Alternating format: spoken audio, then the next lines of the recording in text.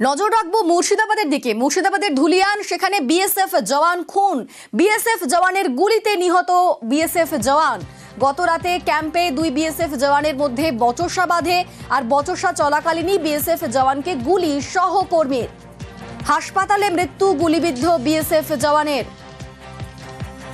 ইতিমধ্যেই শামশেরগঞ্জ থানার জালে অভিযুক্ত বিএসএফ জওয়ান।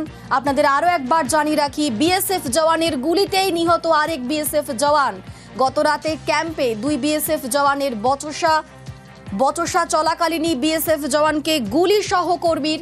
মুর্শিদাবাদ ধুলিয়ানের এই ঘটনা এবং হাসপাতালে মৃত্যু গুলিবিদ্ধ বিএসএফ জওয়ানের। আমাদের সঙ্গে রয়েছেন প্রতিনিধি প্রণব। প্রণব, কি এমন ঘটনার সূত্রপাত কি থেকে এবং কি এমন পরিস্থিতি হলো যেখানে গুলি চালালো এক বিএসএফ জওয়ান? দেখো, দুই জওয়ানের মধ্যে বেশ কয়েকদিন ধরে মনোমালিন্য চলছিল। তারপরে কিন্তু গতকাল রাত্রিবেলাতে যখন দুইজনে ফিরে আসে, আবার ঝগড়া শুরু হয়। তারপরেই আর কি তাকে গুলি করে বলে অভিযোগ। এবং প্রথমে থায়ে গুলি লাগে। প্রথমে তোমার শামশেরগঞ্জের অনুপপুর যে ব্লক স্বাস্থ্য কেন্দ্র রয়েছে সেখান থেকে, তারপর জঙ্গিপুর হাসপাতালে নিয়ে এলে কিন্তু ওই বিএসএফ জওয়ান মারা যায়। এবং যে অভিযুক্ত জওয়ান যে শিবম মিশ্রা, তাকে কিন্তু গ্রেফতার করা হয়েছে এবং তাকে জিজ্ঞাসাবাদ করছে কেন কি কারণে ঘটলো। এবং এই শামশেরগঞ্জের অশান্তির ঘটনার কারণে যে বিএসএফ জওয়ান পাহারা দিচ্ছে তারাই কিন্তু এই ব্যাটালিয়নেরই আর কি সদস্য হচ্ছেন এই মৃত জওয়ান। তার পরিবারকে খবর দেওয়া হয়েছে। মুর্শিদাবাদ মেডিকেল কলেজে কিন্তু তার ময়না তদন্তের জন্য পাঠানো হয়েছে। পুরো ঘটনা তোমার শামশেরগঞ্জ থানার পুলিশও আলাদাভাবে আর কি তদন্ত করছে। বেশ, ধন্যবাদ। ওদের নিজেই হয়েছে। কাদের? বিএসএফ দের। কি গুলি লেগেছে? গুলি জাঙ্গে গুলি। কোন জায়গাটায় ঘটনাটা ঘটেছিল? পাহাড়ঘাটি কোন জায়গায়? এবার একটু বাঁকুড়ার দিকে নজর রাখতে হচ্ছে। বাঁকুড়ার গ্রামে ভূতের ভয়। 3 বছরে একই পরিবারের 3 জনের মৃত্যু। ভূতের ভয়ে কাঁটা গোটা গ্রাম। আতঙ্কে বাঁকুড়ার বাঁশকেটিয়া গ্রাম। আমাদের সঙ্গে রয়েছেন প্রতিনিধি প্রিয়ব্রত। প্রিয়ব্রত, ভূতের ভয় ঠিক কি কি অভিযোগ উঠছে সেখান থেকে? দেখো, এই যে বাঁশকেটিয়া গ্রাম ভেটিয়ারসর গ্রাম পঞ্চায়েতের ব্লকের, সেখানেই 3 বছরে 3 জনের মৃত্যু হয়েছে। একই পরিবারের রমেশ বাউরির মৃত্যু হয় 1 বছরের, তারপরের বছরই মৃত্যু হয়েছে রমেশের দাদা সোমেশ বাউরির। গত বছর মৃত্যু হয়েছে সোমেশের ভাই এবং 8 বছর 18 দেবব্রত বাউরি। এরপরই কিন্তু ভূতের আতঙ্ক ছড়িয়ে পড়েছে গ্রামে। এবং এই যে পরিবার, একই পরিবারের 3 জন পুরুষ মানুষের মৃত্যু, তার ফলে কিন্তু পুরুষ শূন্য হয়ে গেছে পরিবার। এবং যারা মহিলারা রয়েছেন সেই মহিলারাও কিন্তু বাড়ি ছেড়ে চলে গিয়েছেন অন্যত্র। এবং যারা গ্রামবাসী বা প্রতিবেশী, তারাও কিন্তু এই বাড়ি, যে বাড়িতে ভূতের আতঙ্ক ছড়িয়েছে, যে বাড়িতে পরপর 3 জনের মৃত্যু হয়েছে এবং পুরুষের মৃত্যু হয়েছে, এর ফলে কিন্তু মানুষজন ভাবছেন যে প্রতিটারই পুরুষের মৃত্যু হচ্ছে, তাহলে কেন পুরুষ শূন্য হয়ে যাবে গ্রাম?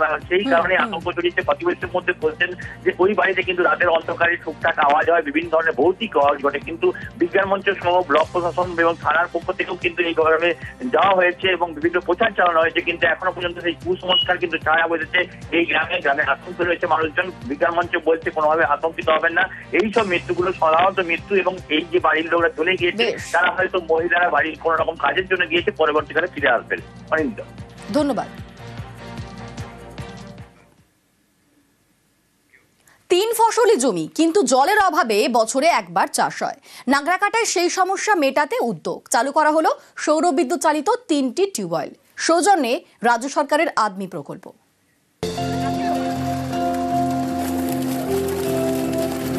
জলপাইগুড়ির নাগরাকাটা ব্লকে আংরা ভাষা 2 নম্বর গ্রাম পঞ্চায়েত। রাজ্য সরকারের উদ্যোগে এলাকার ধুমপাড়ায় চালু হলো সৌর বিদ্যুৎ চালিত 3টি টিউবওয়েল। ফলে জলের সমস্যার দিন শেষ। এবার থেকে বছরে 3 বার চাষ করা যাবে। আমাদের রাজ্য সরকার এগুলো আমাদের আংরা ভাষা 2তে টোটালে 20টার মতন এই প্রজেক্টগুলো হয়েছে। তাতে এই এলাকার লোকের যেখানে 1 ফসলি জমি, এই জলের ব্যবস্থাটা পায়ে আমরা কিন্তু এইখানে এই এলাকায় কিন্তু 3 ফসল চাষ করতে পারবো। ধুমপাড়া বনবস্তি, এখানেই বিঘার পর বিঘা চাষের জমি, 3 ফসলি জমি, কিন্তু বছরে একবার চাষ হয় কারণ জলের সমস্যা। স্থানীয়দের দাবি, এই এলাকায় চাষের জন্য জলের কোনো ব্যবস্থাই নেই, তাই ভরসা বৃষ্টির জল। তাই এখানকার বাসিন্দাদের দীর্ঘদিনের দাবি জল সেচের ব্যবস্থা করে দিতে হবে। সেই মতো উদ্যোগ নেয় নাগরাকাটা পঞ্চায়েত সমিতি। রাজ্য সরকারের আদমি প্রকল্প থেকে 26,40,000 টাকা বরাদ্দ করা হয়। সেই টাকা থেকে ধুমপাড়ায় বসানো হলো সৌর বিদ্যুৎ চালিত 3টি টিউবওয়েল। বৃষ্টি ছাড়া অন্যান্য সিজনে যে জলের এখানে অভাব ছিল সেটা পূরণ করার জন্য তারা জল ব্যবহার করবে এবং ভবিষ্যতে তাদের ইনকাম বাড়ানোর জন্য আরও চাষাবাদের পরিমাণটা বাড়াবে। এটা রাজ্য সরকার করে দিচ্ছে, করে দেওয়ার পরে এখানকার লোকাল যে বেনিফিশিয়ারিরা আছে তাদের মধ্যে থেকে একটা সমিতি করা হবে। 5 বছর রাজ্য সরকার এটা মেনটেন দেখবে, যদি কোনো খারাপ হয়, প্রবলেম হয়, কিছু হয় 5 বছর পরে কিন্তু এই সমিতি যাকে দায়িত্ব দিয়েছে আজকে ওদেরকে মেনটেনটা দেখতে হবে। ধুমপাড়ায় এখন চাষের জমিতে জলের ব্যবস্থা, বছরে 3 বার চাষের আশায় কৃষকরা। এই যে জল দিয়েছে তাদের আমাদের কৃষকদের উন্নতি হবে, আমরা এখানে জল পাই না, তার জন্য আমাদের উপকার হবে। জলপাইগুড়ি থেকে রকি চৌধুরী, নিউজ 18 বাংলা। এবার একটু আবহাওয়ার খবরের দিকে নজর রাখতে হচ্ছে। বজ্রবিদ্যুৎ সহ ঝড় বৃষ্টির সম্ভাবনা দক্ষিণবঙ্গে আজ ও কাল ঝড় বৃষ্টির সম্ভাবনা এবং কাল থেকে একাধিক জেলায় ভারী বৃষ্টি। আমাদের সঙ্গে রয়েছেন প্রতিনিধি বিশ্বজিৎ। হাওয়া অফিস কি বলছে, কোথায় কোথায় বৃষ্টি হবে এবং বৃষ্টি হলে এই ভ্যাপসা গরম থেকে কি কিছুটা হলেও মুক্তি পাওয়া যাবে? দেখো, সাময়িকভাবে মুক্তি পাওয়া গেলেও আজকালের মধ্যে খুব বেশি বৃষ্টি হবে এমনটা নয়, বিক্ষিপ্তভাবে এই বৃষ্টি হবে। যেখানে বৃষ্টি হবে সেখানেই একটু স্বস্তি হবে। তবে ভারী বৃষ্টি আগামী কাল থেকে শুরু হবে, বিভিন্ন জেলাতে ভারী বৃষ্টি হবে। ভারী বৃষ্টি হলেই কিছুটা স্বস্তি মিলতে পারে, এমনটাই ইঙ্গিত আলিপুর আবহাওয়া দপ্তরের।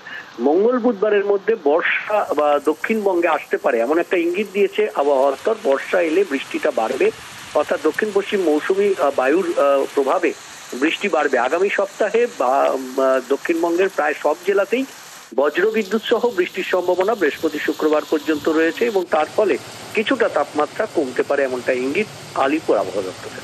বেশ, ধন্যবাদ বিশ্বজিৎ। এদিকে বসিরহাট, সেখানে বৃষ্টি শুরু হয়ে গেছে সকাল সকাল এবং তারই পাশাপাশি কাকদ্বীপ, সেখানেও বৃষ্টি হয়েছে। দক্ষিণবঙ্গের খবর আমরা জানলাম, এবার একটু জানবো উত্তরবঙ্গের খবর। উত্তরবঙ্গে ভারী থেকে অতি ভারী বৃষ্টির সতর্কতা। আজ দার্জিলিং, কালিম্পংয়ে প্রবল বৃষ্টির সম্ভাবনা। আমাদের সঙ্গে রয়েছেন প্রতিনিধি পার্থ। উত্তরবঙ্গের জন্য কি আপডেট দিচ্ছে আলিপুর আবহাওয়া দফতর? একেবারে সকাল থেকে কিন্তু বৃষ্টি শুরু হয়েছে শিলিগুড়ি এবং কালিম্পং পাহাড় এবং সমতল বেশ কয়েকটি জেলায় কিন্তু হালকা থেকে মাঝারি বৃষ্টি শুরু হয়েছে এবং বেলা বাড়ার সঙ্গে সঙ্গে কিন্তু বৃষ্টি বাড়বে। বিশেষ করে দার্জিলিং এবং কালিম্পং উঁচু পার্বত্য এলাকায় সেখানে কিন্তু ভারী বৃষ্টির পূর্বাভাস থাকছে আজ এবং আগামীকাল থেকে বৃষ্টির পরিমাণ আরো বাড়বে। এবং যে গত কয়েকদিন ধরে যে টানা গরম চলছে তার থেকে কিন্তু কিছুটা হলো স্বস্তি মিলল উত্তরবঙ্গে। তবে আজও উত্তর এবং দক্ষিণ দিনাজপুর জেলায় সকাল থেকে তাপমাত্রা যথেষ্ট রয়েছে। তবে বিকেলের পর থেকে হালকা বৃষ্টির সম্ভাবনা হচ্ছে ওই দুই জেলার পাশাপাশি যে কথা জানাচ্ছেন দার্জিলিং এবং কালিম্পং উচ্চ পার্বত্য এলাকার পাশাপাশি সমতল জলপাইগুড়ি, শিলিগুড়ি, আলিপুরদুয়ার, ডুয়ার্স এসব জায়গায় কিন্তু আজ বৃষ্টির পূর্বাভাস থাকছে। তবে আগামীকাল থেকে ভারী বৃষ্টির পূর্বাভাস থাকছে গোটা উত্তরবঙ্গ জুড়ে। বেশ, ধন্যবাদ পার্থ। উত্তরবঙ্গে ভারী থেকে অতি ভারী বৃষ্টির সতর্কতা। আজ দার্জিলিং, কালিম্পংয়ে প্রবল বৃষ্টির সম্ভাবনা। সকাল থেকে বৃষ্টি শুরু হয়েছে এবং ভারী বৃষ্টির সতর্কতা রয়েছে আলিপুরদুয়ার, কোচবিহারেও।